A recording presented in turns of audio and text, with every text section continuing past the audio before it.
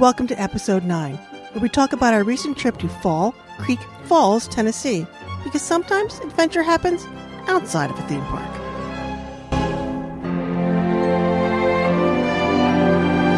Hi, welcome to the continuing adventures of Two Gray Mice. I'm Meg. And I'm Rob. And we are Two Gray Mice. We are here to speak about our latest adventure, which found us going to Spencer, Tennessee, to Fall Creek Falls State Park, which is just outside of Spencer, for a Flood family reunion. Yes.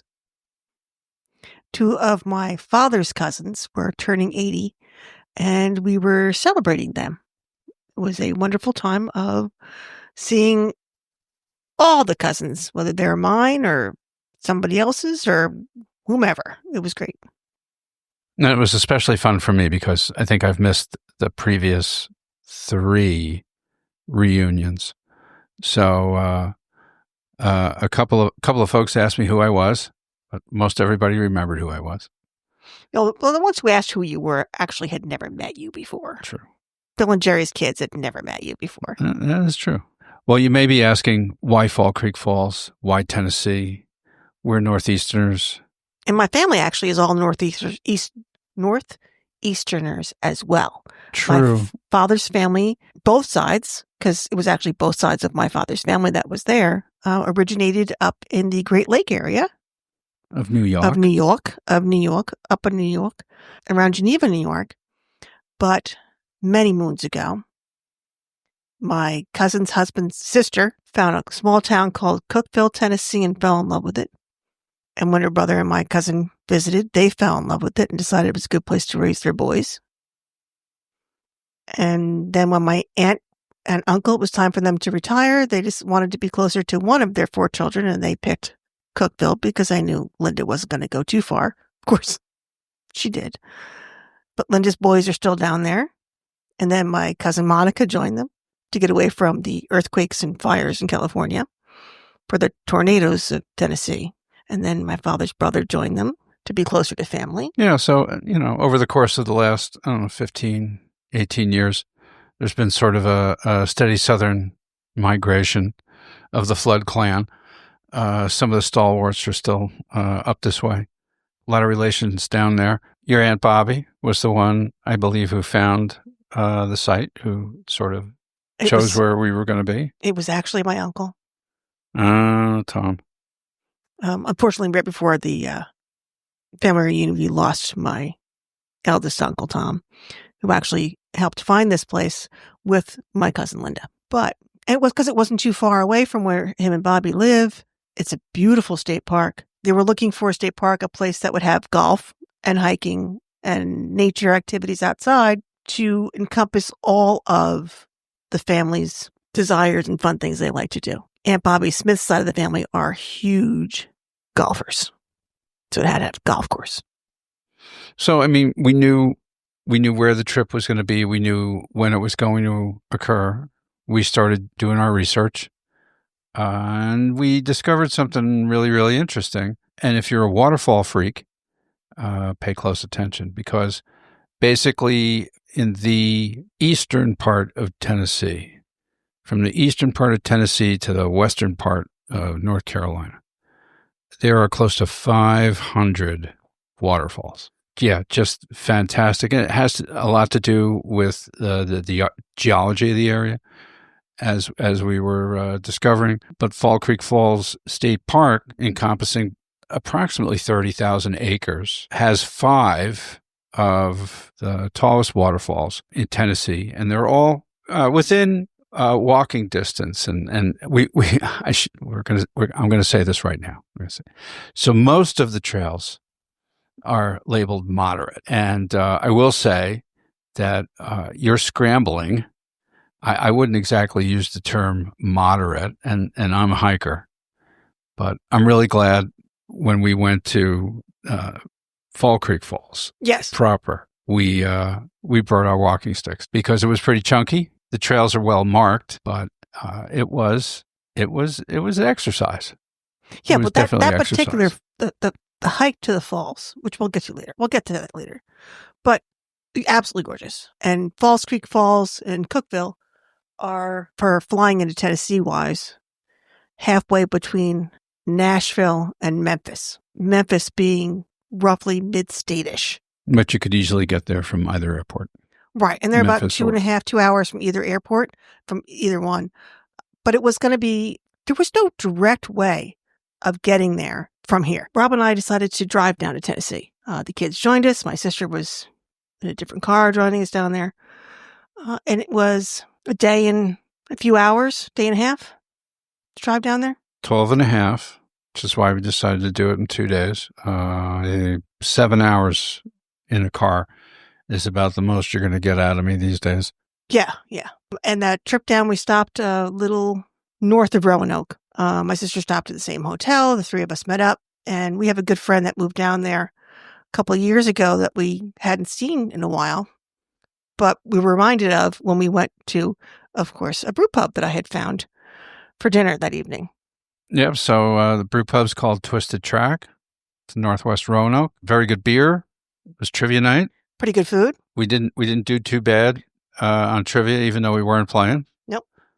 Because we were with Maura, my sister-in-law, we had to eat at the bar. That's a prerequisite. Whenever we go out with Maura and there's a bar, we have to eat at the bar. The food was good. The food was good. The food was very good. The beer was excellent. The cider was very good. Yeah. But there was a commemorative license plate, Virginia license plate on the wall. Charlie and I are both train heads.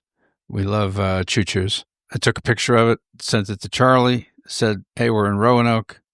Saw this and thought of you." He responds, "Oh, you must be a Twisted Track. Know the place well. We stop there all the time."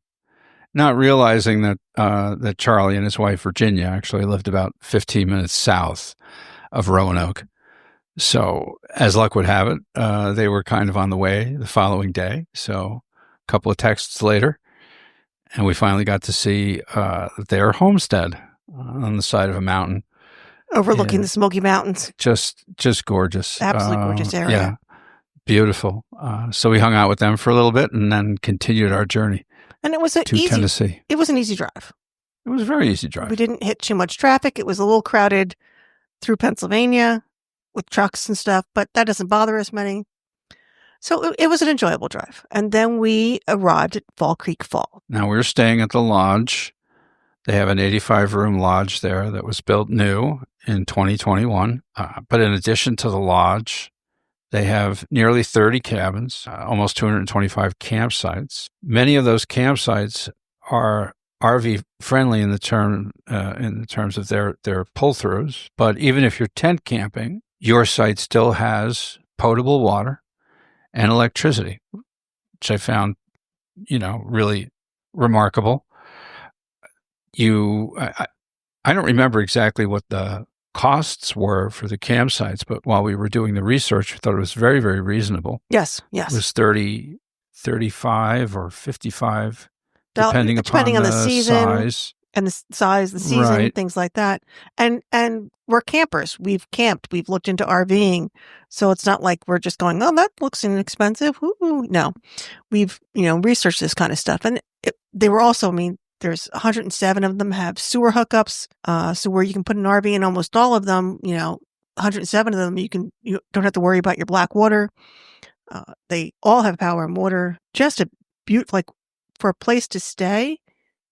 Wonderful. And if you're more of an outdoorsy type and you really like the roughing it aspect of being in the great outdoors, what I found interesting about Fall Creek Falls State Park is they have over a dozen shelters on the property, and you can actually reserve your own shelter. So it's not like some areas up here in the Northeast where you'll be hiking all day only to get to a shelter and find out that there's 14 other people there that particular night. You can actually go and reserve your shelter ahead of time, and it's yours for the night. They offer a number of camping experiences. Most of these are unguided, but what I found interesting was they had a 2-day experience where they provide you with maps and the accommodations because you're staying in a shelter the one night. You can basically walk around the entire park. It's like a 20-mile loop.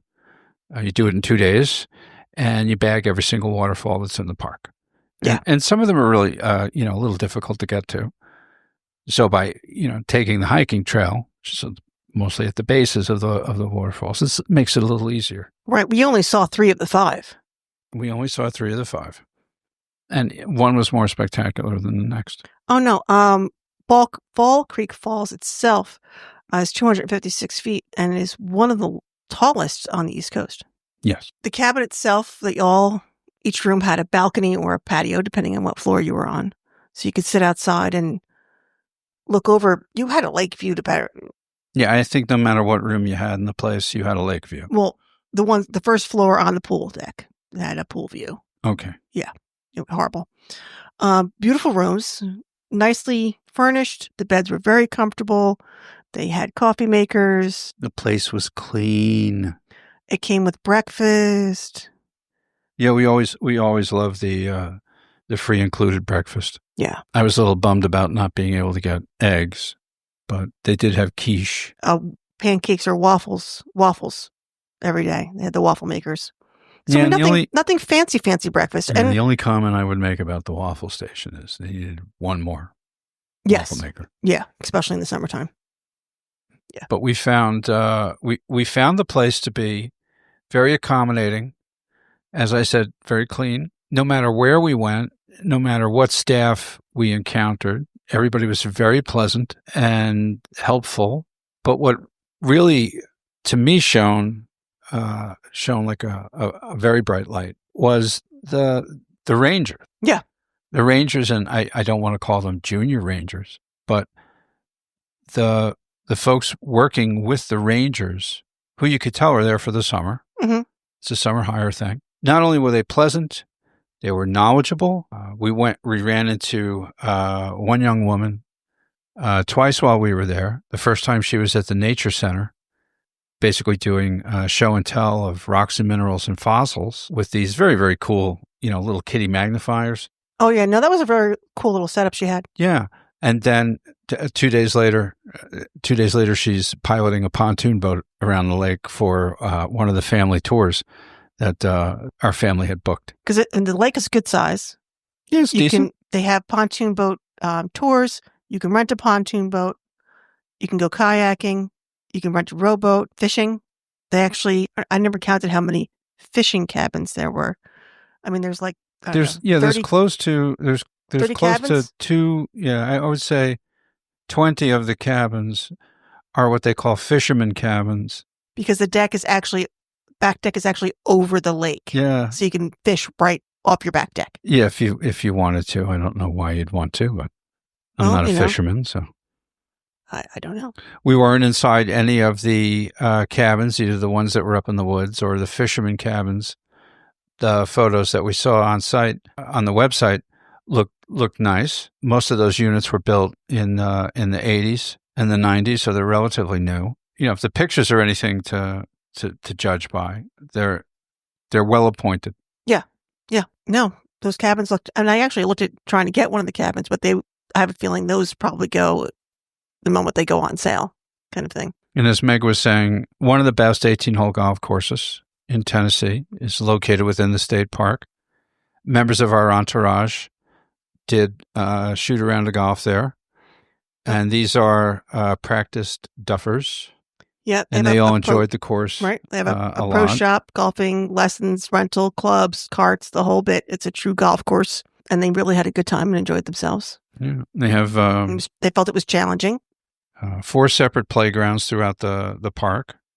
5 pavilions, which are available for use, to reserve. And then that cute little place that we found around the other side of the lake, past the boat dock, Taft Village. Right. Taft Village was wonderful. It's like the main area for the campers, the people in RVs and tents and stuff, where it's got the pool, which was under construction, being rehabbed, and was going to open up probably next summer. But that snack bar was great. But it had an awesome snack bar. It has a general store that has your ice, your firewood, your charcoal, your milk, your eggs, all that fun stuff. But then also like T-shirts, caps, hats. But then there was that other Outfitters Right, store and then that was also in the same village. Right, then across the way it had like an Outfitters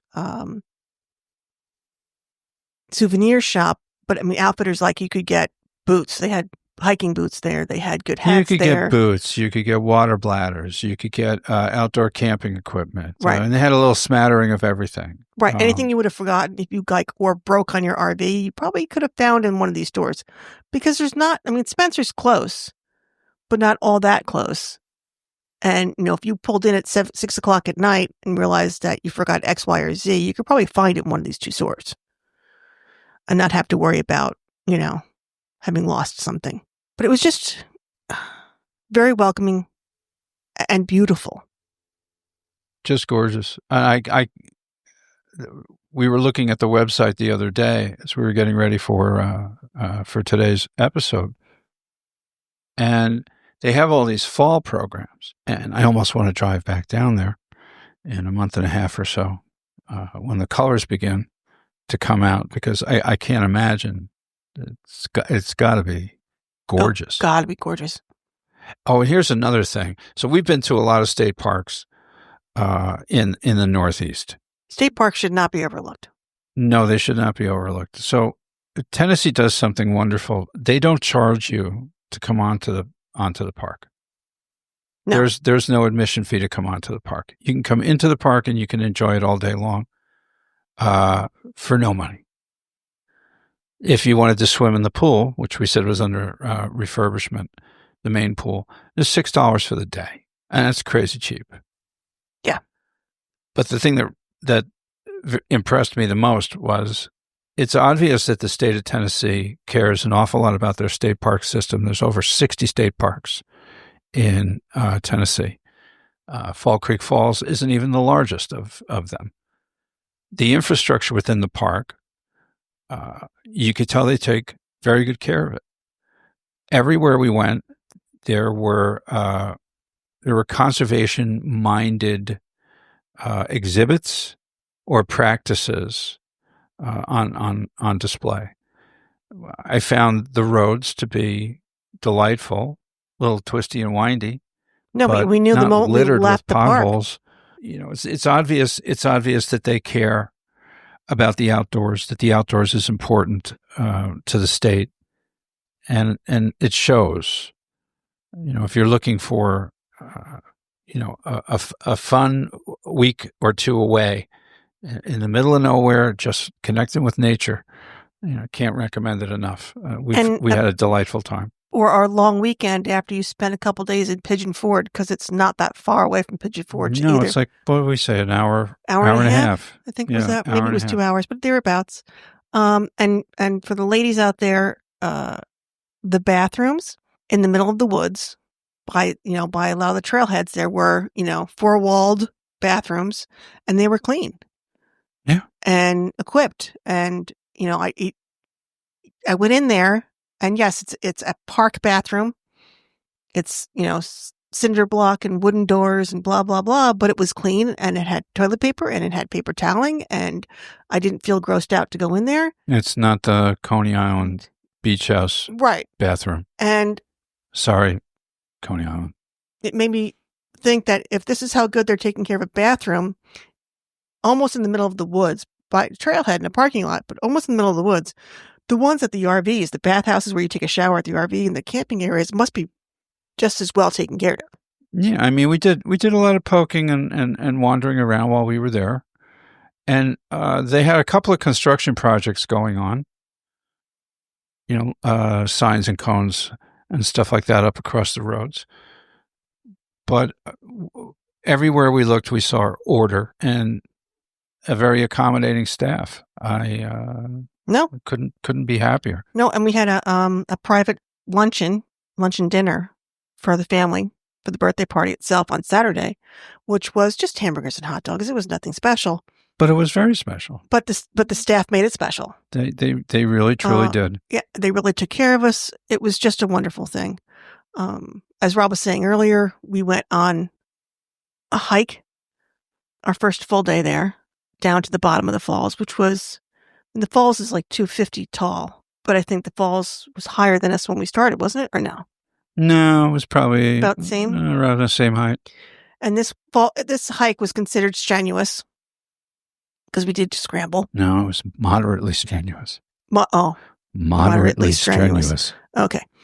My cousin thought my aunt was going to come. I'm like, no, not at 85. She's not. But it was a nice stretch of the legs downhill and then back uphill. Of course, Rob had problems going down with his knees and I had problems going up with my lungs.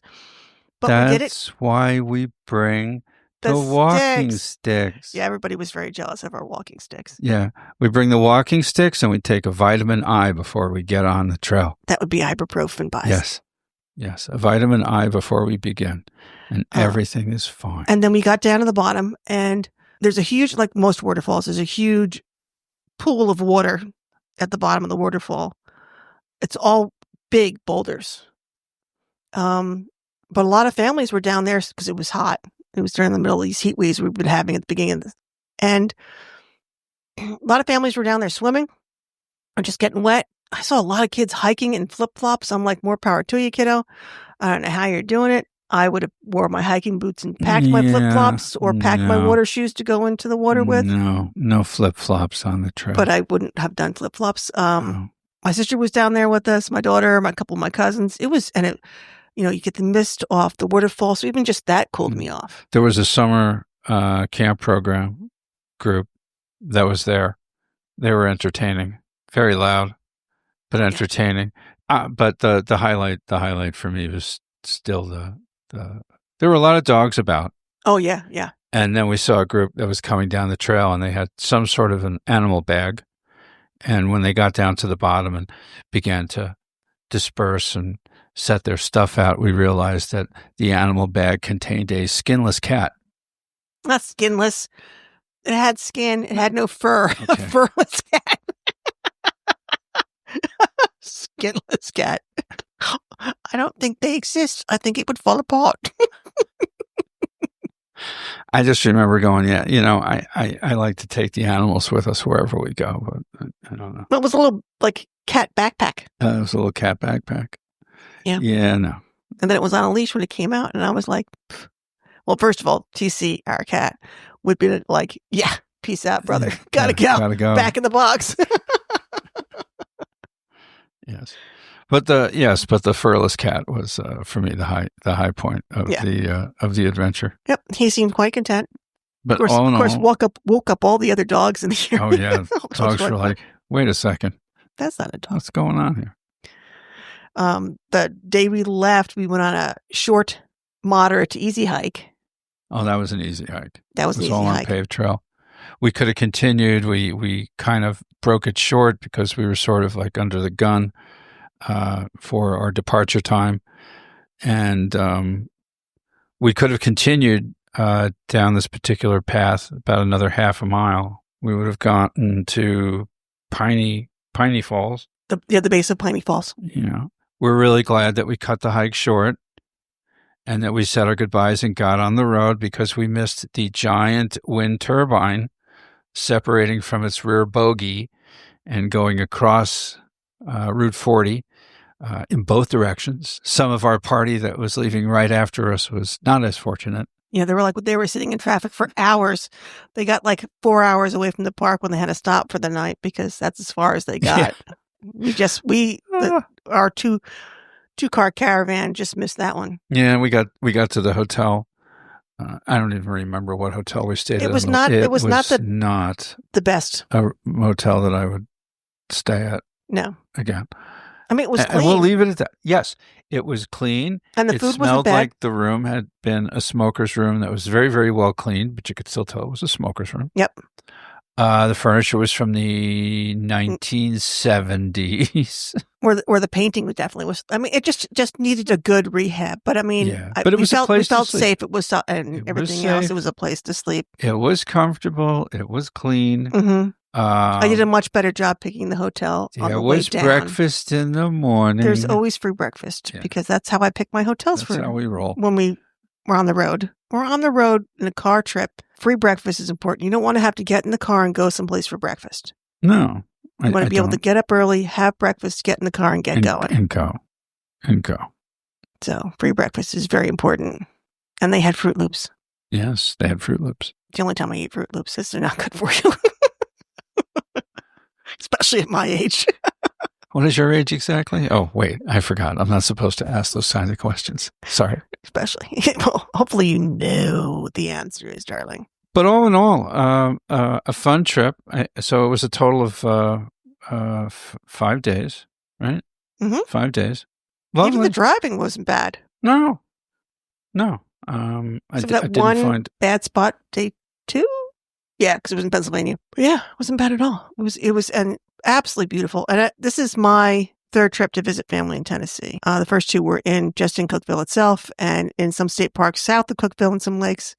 Tennessee is an absolutely beautiful state.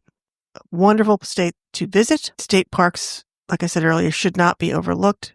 I know that because living in New York, we've been to Letchworth State Park, which is absolutely gorgeous. We visited several state parks compared, all right, scenery-wise, I think they're roughly the same. Yeah. But amenities-wise, Fall Creek Falls was much better. No, there was no real amenities at Letchworth. No, just the beauty and but both areas nature-wise were gorgeous. They were glacier created thousands and thousands of years ago. So very similar landscapes. Hundreds Tennessee, of thousands of years. Yeah. Tennessee has a lot more lakes because of the Tennessee Valley Authority and their dams keeping people employed in the 30s. But absolutely beautiful, and I think people look at the state parks in their own backyard, and that's where they go, and they don't think of visiting state parks very often in other states. And I think that is something that when you're looking to travel someplace else, it's something to look for, because national parks are gorgeous and you should go to them, and I love them. But sometimes right next door, because this is literally an hour away from Smoky Mountain State Park, National Park, there is some place that is equally as beautiful and may have better amenities, may offer more, it may not. But don't forget about state parks when you're looking for your next place to go to.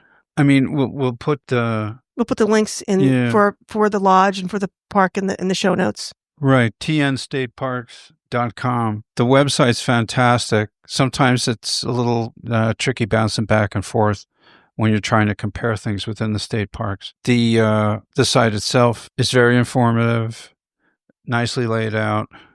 What I love is they have a shop and support page on the website. A lot of the merchandise that we saw, the parks are getting that money. Yeah, and a lot of it was from locals. It was I'm sure a slice is going back to the state, but they made a point of stating that most of the money that was generated by the stuff that they were selling, T-shirts, hats, sweatshirts, stickers, patches, helps fuel the efforts to keep the park creating them, free. Making them self-sustaining, just like our national parks actually create a profit. If you do a state park correctly, it can not create a profit, but keep itself going. Yeah, it was very and completely pet friendly. Oh, totally. We said we saw a whole bunch of dogs, but it didn't matter where you stayed. So my cousin brought both of her dogs. Yeah, and they were okay in the lodge. Yep, and her son brought her down at the lodge. So, in the lodge, they were okay. In the cabins, they were okay. So it didn't matter where you stayed, you could bring your pet. And we both said if we ever went down there again, we'd bring our fur babies with us. Yeah. And then, so also, especially with the lodge, there were a lot of community spaces within the lodge.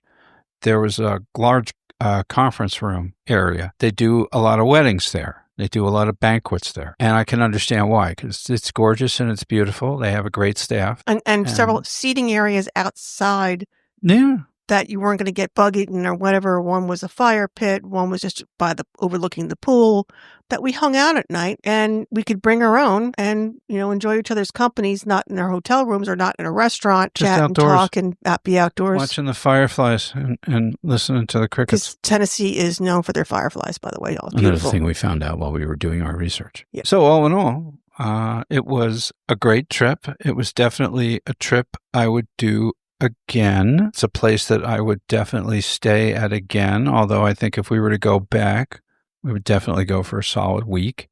And so we could really enjoy camper cabin. Yeah. We could really enjoy the park and really explore the park. Because there's close to 200 miles of hiking trails through this particular park. Yeah, it's like 250. I can't remember. It's crazy. They have trails everywhere. Or 56 separate trails or 56 miles. I'm not sure. The only weak part of our stay was the restaurant, and it was not necessarily weak. Just different. Yeah, and just wasn't food that we were interested in eating. It was okay. It wasn't great, but it was also a state park restaurant. So it was pretty good. It's not like it was a Michelin star restaurant. It wasn't trying to put on airs. And it was inexpensive. Yeah. You wasn't charging an arm and leg for it either. If you're a picky or finicky eater, you might be challenged finding things to eat there 3 or 4 days in a row. I didn't have a bad meal while I was there. And again, the service was fantastic. The hosts were great. Yeah, I mean, we've eaten at some yucky duck. Yeah. This was not a yucky duck, but no culinary masterpiece either.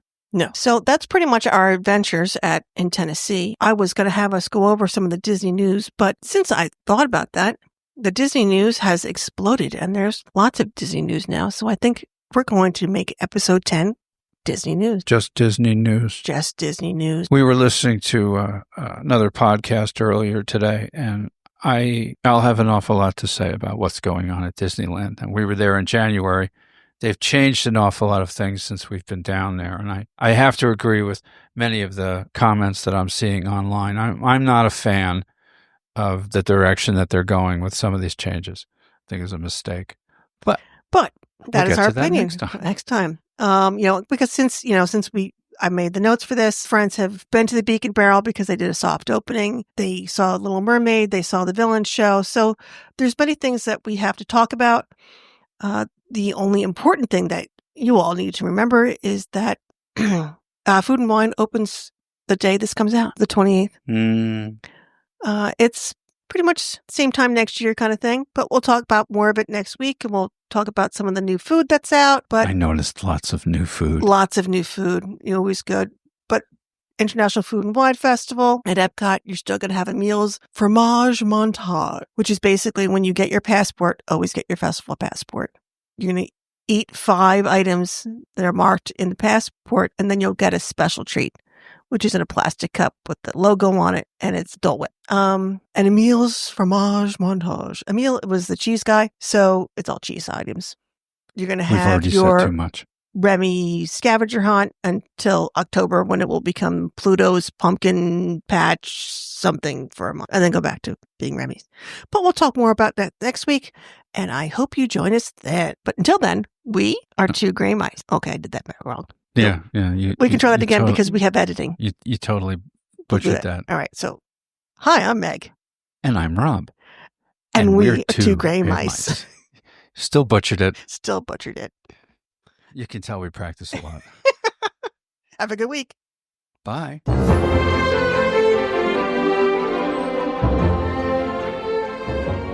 Thank you for spending time with us today. Please like and subscribe wherever you listen to your favorite podcasts. For all your travel needs, please reach out to Meg, megandthemouse.com.